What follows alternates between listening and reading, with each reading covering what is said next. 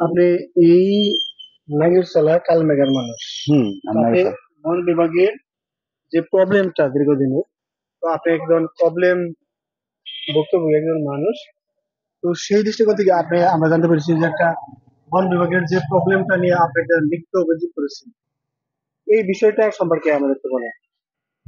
দীর্ঘ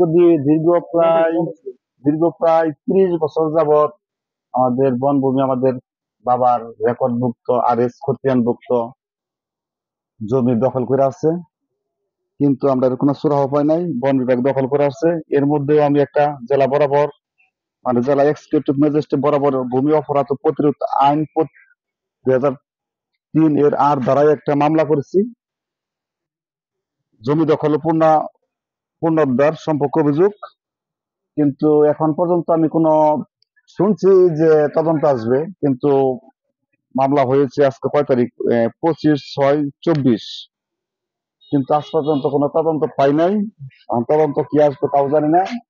আমি জমি, আমার বাবার জমি পুনরুদ্ধারের জন্য মামলাটা মামলাটা মূলত করেছে। তো আমরা যতদূর জানতে পেরেছি যে জেলা প্রশাসক কার্যালয় থেকে সেটা প্রেসিডেন্ট মহোদয়ের কাছে তদন্তাধীন।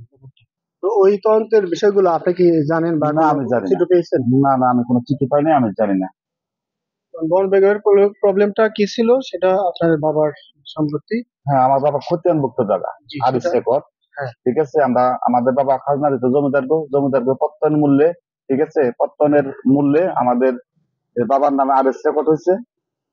আমরা ফাইনাল পর্চা, যেটা ওই যে সইমুড়ি পর্চা বলে, এই ধরনের পর্চা পেয়েছি, মাঠ পর্চা সহ 2-3 প্রকারের পর্চা, মাঠ পর্চা আর পরে না, খাজনা খারিজ স্থগিত। খাজনা খারিজ নেওয়া হচ্ছে না, আমরা বুঝে খাজনা খারিজ স্থগিত করা হচ্ছে আর কি, আটটি অধ্যাদেশের কারণে। এখন কি চান আপনারা? এখন চাই আমাদের এই জমিগুলো আমরা আমাদের দখলে, যে আমার বাবার জমি, আমার বাবা চাষবাস করে খাইছে, গাছ লাগাইছে, চাষ করছে, ধান চাষ করছে, বাদাম চাষ করছে। আমি চাই আমাদের জায়গা ফেরত চাই, আমরা যে কোনো মূল্যে আমাদের জায়গা এই ফেরত দিতে চাই। জায়গাগুলো বন বিভাগ বা কোন রেঞ্জ আওতাধীন? হতাই রেঞ্জ। হতাই রেঞ্জ, বাজাল বিট। বাজাল বিট। তো এই বাজাল বিট কর্তৃপক্ষ এগুলো আপনাদের এই জায়গাতে কি করেছিল এখন? এখন ওয়াকশন হওয়ার পরে তারা চারা নতুন করে চারা লাগাইতেছে। আবার আপনার কি বলে, এই ওয়াকশন কিছু চারা গাছ কাটতে হচ্ছে, কাটবে। আমি ইতিমধ্যেই রেঞ্জ কর্মকর্তা বা বিট অফিসাররা বলছে, আমি একটা অভিযোগ করছি, আমরা চারা পরে রুম।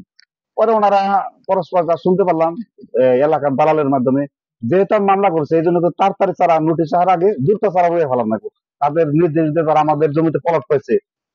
কিছু এলাকার আমাদের দালাল চক্রের কিছু লোক আছে, আমাদের জমিতে প্লট পাইছে। এরা কি করছে, তড়িৎ গতিতে যাতে তারা রোপণ করার জন্য তারা রেঞ্জার কাছে যায়, যে কাছে মামলা করছে তারা বাধা দিবে, সে কারণে তারা তড়িৎ গতিতে কিছু প্লট তারা রয়ে ফেলাইছে আর কি। আর এই সমস্যাটা আপনার মতো আরো ভুক্তভোগী কয়জন আছে আপনার জানা মতে? আমার এলাকায় অনেক, তাদের কি অবস্থা? তারা কি তাদের কোনো একই অবস্থা, বন্ধ। আপনাদের নাম বলা যাবে? হ্যাঁ, বলা যাবে, বহর আলী মাতাব্বর, ইনসু ফকির, ইনসু মুন্সির, তারপরে অনেকেরই আর কি। এরা কি সবাই আপনার মতো ভুক্তভোগী? হ্যাঁ, আমাদের মতো ভুক্তভোগী। তারা মানে রেঞ্জ অফিস তারা জমিগুলো। হ্যাঁ, দখল করে আছে। তাহলে আমরা ওইদিকেও যাবো আর কি। যাবেন, জি, আলহামদুলিল্লাহ, যে দেখেন কি ঠিক করে। আছে।